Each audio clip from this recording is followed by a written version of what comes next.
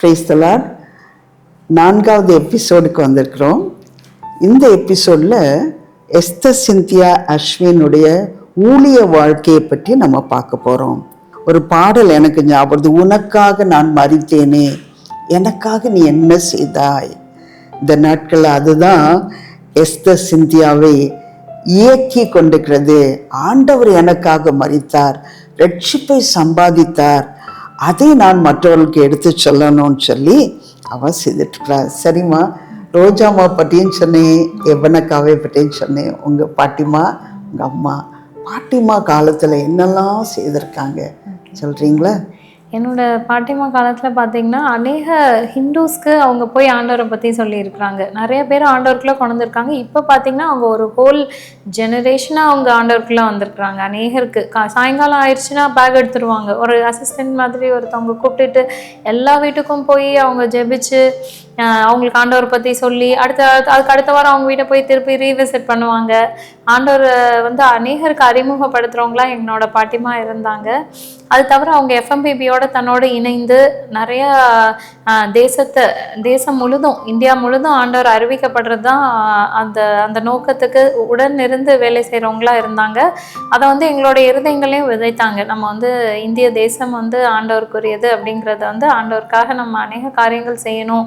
இதெல்லாம் அவங்க எங்களுக்கு ஒரு ரோல் மாடலாக அவங்க அதெல்லாம் செய்து காமிச்சாங்க. எங்கள் வீட்டில் எவ்ரி வீக் தேர்ஸ்டே ஒரு ப்ரேயர் நடக்கும். 80 பேர்கிட்ட ஒரு எவ்ரி தேர்ஸ்டே எங்களோட வீட்டில் ஒரு பெரிய ஹாலில் எல்லாரும் அசெம்பிள் ஆவாங்க. பைபிள் ஸ்டடி 4 வீக்ஸ் அ மந்த்னா ஒவ்வொரு வீக்கும் வேற ஸ்பீக்கர்ஸ் வருவாங்க. ஒருத்தவங்க ஒரு பைபிள் ஸ்டடி ஒரு வெளிப்படுத்துதல்ல கொண்டு போவாங்க. அவ்வளோ தூரம் அவங்க வேதத்தில் அவ்வளோ வாஞ்சியாக இருந்தனால அநேகர் அந்த இதில் இப்போ சிறு பிள்ளையிலே பார்த்தீங்கன்னா நாங்கள் ஒரு 1st ஸ்டாண்டர்ட் 2nd ஸ்டாண்டர்ட் படிக்கும் போதே வெளிப்படுத்தல் எல்லாரும் கம்பல்சரியாக உட்காரணும் அந்த மீட்டிங்கில். அதனால வெளிப்படுத்துதல், இன்னும் எசேக்கியேல், இதெல்லாம் சிறு பிள்ளையிலேருந்தே நாங்கள் கேட்குறதுக்கு ஆண்டவர் கிருபை கொடுத்தாரு. அநேகர் வருவாங்க போவாங்க, அது மாதிரி மிஷினரிஸ் வருவாங்க தங்குவாங்க. அப்படிப்பட்ட சூழ்நிலைகளை எங்களுக்கு ஏற்படுத்தி கொடுத்தாங்க. அவங்களோட அந்த தெரிந்தெடுப்புகள் சரியாக இருந்ததுனால அவங்க ஆண்டவருக்காக செய்யணும், அந்த வாஞ்சைக்காக நான் ஆண்டவருக்கு நன்றி செலுத்துகிறேன். என்னோட அம்மா சொல்லணும்னா, என்னோட பாட்டிமா ஊழியம் செய்யும் போது எங்கள் அம்மா பேக் ஆஃபீஸில் எல்லாமே ஒர்க் பண்ணுவாங்க.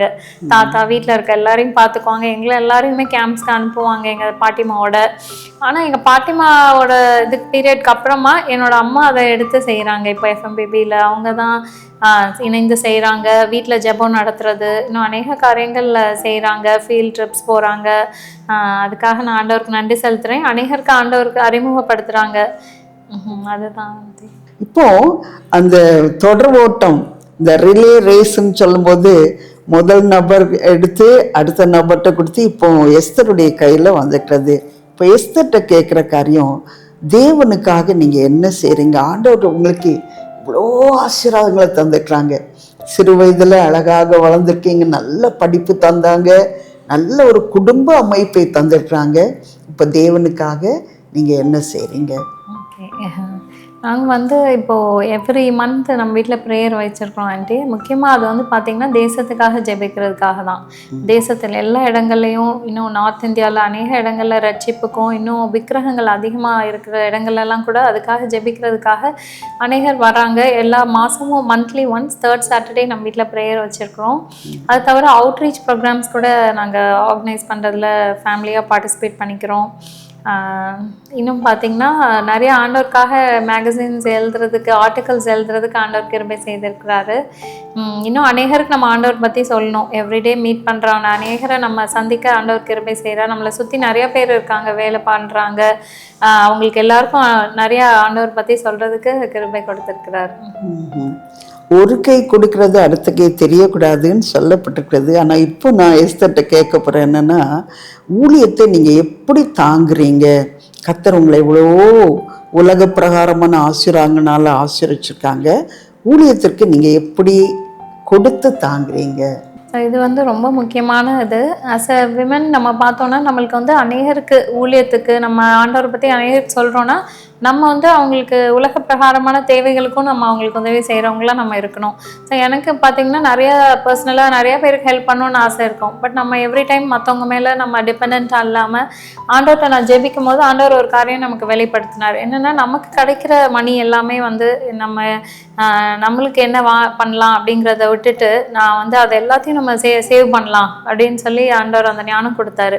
நான் பார்த்தீங்கன்னா கொஞ்சம் ஆன்லைன்லலாம் ஷாப்பிங் பண்ணிட்டு இருப்பேன். ஓகே, இது பார்ப்பேன்.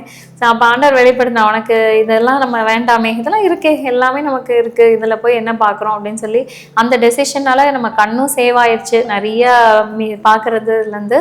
ஆனால் அந்த மணியெல்லாம் சேவ் பண்ணும்போது உண்மையாகவே எனக்கு ஒரு ஆச்சரியம். சிறு துளி பெரு வெள்ளம்னு சொல்லுவாங்க. அதே மாதிரி இவ்வளோலாம் நம்ம நினச்சது எல்லாமே நம்ம இன்னும் எக்ஸீடிங்லி அப்போ வந்து ஆண்டவருக்காக நம்ம அதை கொடுக்கறதுக்காக நம்ம சேவ் பண்ணும்போது பார்த்தீங்கன்னா அந்த ஃபண்ட் வந்து குறையாமல் ஆண்டவர் பார்த்துக்குவார். ஸோ தட் நம்ம யாருக்கெல்லாம் நம்ம உதவி செய்யணுமோ அந்த மாதிரி ஆண்டவர் அதை வெளிப்படுத்தி கொடுத்தாரு. ஸோ அதனால நம்ம எல்லாருமே வந்து அந்த 2 காசு இருந்த விமனும் வந்து அவங்க ஆண்டவருக்காக தன்னால் இயன்றது எல்லாத்தையும் அவங்க செஞ்சாங்க. அதனால நம்ம யாருமே சொல்ல முடியாது நம்ம ஒன்றும் செய்யறது முடியாது அப்படின்னு சொல்லி. ஸோ நம்ம ஜெபிக்கும் போது ஆண்டவர் அதுக்குரிய வழியை நமக்கு சொல்லி கொடுப்பார். சரி, நீங்கள் கொடுக்குற மட்டும் இல்லாமல் முழங்கால் யுத்தமும் செய்கிறீங்க. முழங்கால் நின்று தனியாக ஜெபிக்கிறீங்க, குடும்பமாக ஜெபிக்கிறீங்க, குழுவாக ஜெபிக்கிறீங்க. குழுவாக ஜெபித்ததை குறித்து சொன்னீங்க. இப்போ நீங்கள் தனியாக ஊழியங்களுக்காக ஜெபிக்கிறதையும் குடும்பமாக பிள்ளைகளுக்கும் சொல்லி கொடுத்து ஜெபிக்கிறதை குறித்தும் சொல்லலாம். ஓகே, ஸோ எங்கள் வீட்டில் வந்து நைட்டு ப்ரேயர் நாங்கள் ஃபேமிலி ப்ரேயர் பண்ணுறோம். மார்னிங்கும் ஜெபித்து அனுப்புகிறோம். நைட் ப்ரேயர் பார்த்தோன்னா நம்ம டிவோஷன்லாம் ரீட் பண்ணி அவங்க எல்லாருமே ஒரு டர்ன் எடுத்து ஜெபிப்போம்.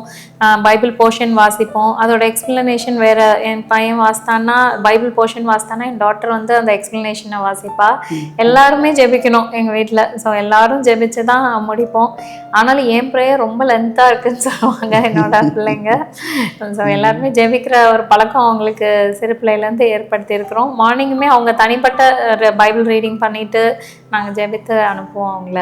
தவிர என்னோட குவைட் டைம் அப்படின்னு பார்த்திங்கன்னா அது வந்து ஒரு ரீசார்ஜ் டைம் மாதிரி. நமக்கு அநேக காரியங்கள் ஒவ்வொரு படிப்படியாக பரிசுத்தத்துலேயும் படிப்படியாக ஞானத்துலேயும் நம்மளை நிரப்புவார். நேற்று வரைக்கும் நம்ம செய்த காரியத்தை இன்றைக்கி வந்து இது இப்படி பண்ணலாமே, நம்ம புதுசான காரியங்கள் நம்ம கற்றுக் கொடுக்குறார் ஆண்டவர். அவரோட பாதத்தில் உட்காந்துருக்கும் போது அநேக காரியங்களை ஈவன் பரிசுத்தத்துலேயும் கூட நேற்று வரைக்கும் செய்த காரியங்கள் இன்றைக்கி இது அவ்வளவோ சரியாக இல்லையே அப்படிங்கிற மாதிரி ஆண்டவர் உணர்த்துவார்.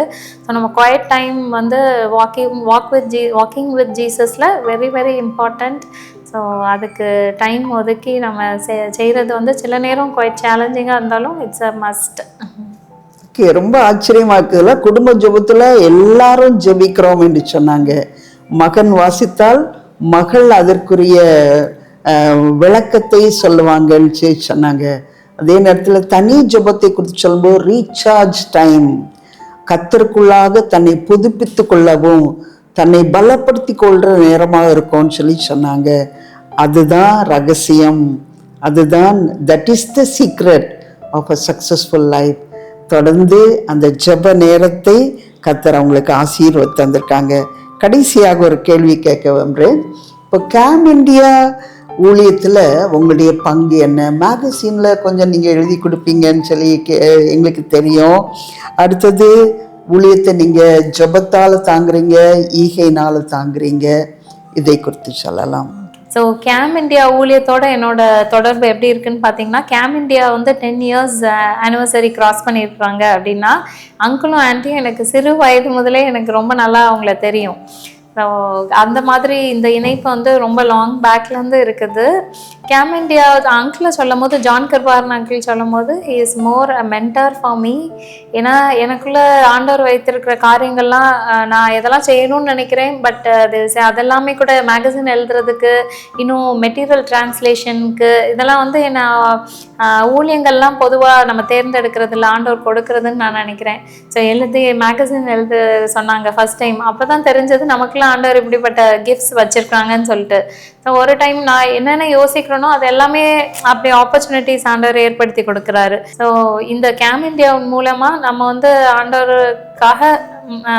ஆண்டவர் நம்ம கற்றுக் கொடுத்த காரியங்களை எக்ஸ்பிரஸ் பண்றதுக்கு ஆண்டவர் கிருபை செய்திருக்கிறார். இன்னும் கூட அவங்களோட ஊழியங்கள் எல்லாம் பார்க்கும்போது அநேக காரியங்கள் எல்லா ஸ்டேட்லேயும் பெரிய ஊழியம் வளர்ந்து இருக்கிறது. ஆண்டவர் அவங்க மூலமா செய்கிற காரியங்களுக்காக நான் ஆண்டவருக்கு நன்றி சொல்றேன்.